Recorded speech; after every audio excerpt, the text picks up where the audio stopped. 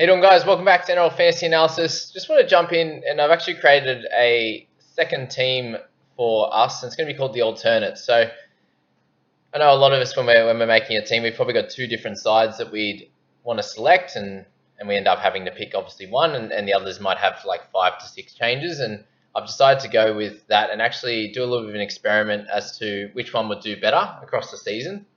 My thoughts is I don't think it's going to matter too much come the end of it, but obviously with a bit of luck in there and stuff like that. But the majority of the time, the squads that we've selected, even though they're pretty close, should score fairly similarly. So I just wanted to do that experiment, and we'll follow it across the season and see how it goes. But we're just going to show that one now.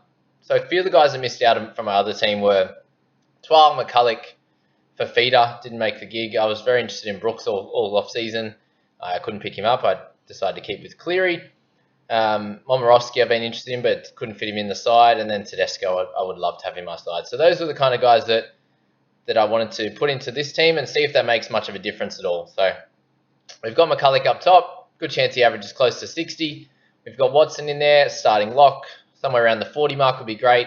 I see Twal hitting at least 50 and the low 50s, and there's a chance that he plays bigger minutes and gets closer to 60. So that's why I wanted him in the side. And just has a gun in that middle section, which I don't have in my NRL Fantasy Analysis team. We've then got Crichton as captain. So different to this one is the fact that I don't have Nathan Cleary. So Welsh I've kept as a stock standard in both teams. Just happened to be with the money side. I could have taken him out for Tino, but he's 40k less and manages to stay in the side.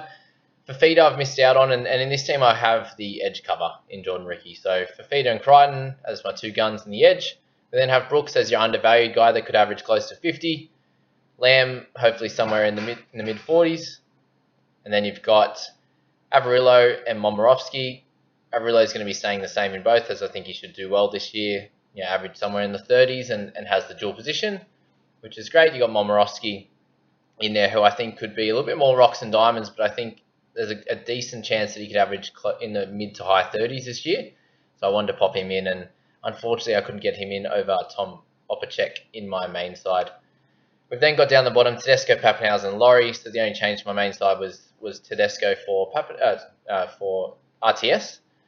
And the interchange is a little bit weaker than my best side, or my main side, in Little, Turpin, and Ricky being some constants there, some really some guys that you think would average close to 40, and then you've got Croker there. I could pick Croker or Leniu, but I've decided to bring in Sean Bloor. I just wanted someone at 246, so that's all I had left in my side.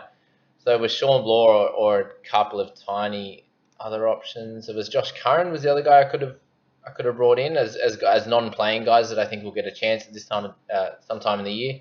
Saab I didn't want to bring in, so I decided to bring in Bloor, and then in this team we can experiment using that 4 and 5 interchange and emergency. So I could put Bloor in at number 4, and then I've got Croker and Lenny, who I think will score similar, but Croker could have a really big game or he could not.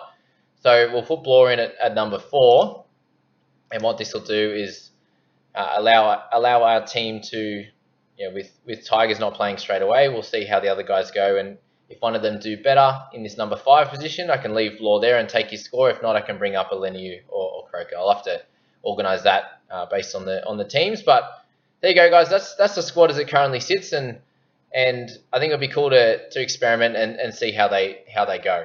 A lot of you guys might say that you got 2 teams, but yes, I do. But I think it's going to be used as more of an experiment and allows me to get out more content and analyse some more teams and make some more trades, and it'll only help me get better as a coach for you guys, but as also being better at creating my own team each and every year. So here we are, guys. If you enjoyed that and if you're keen to see more of these, please hit the subscribe button and hit like there, and I really appreciate that. But have a good one, guys. Good luck.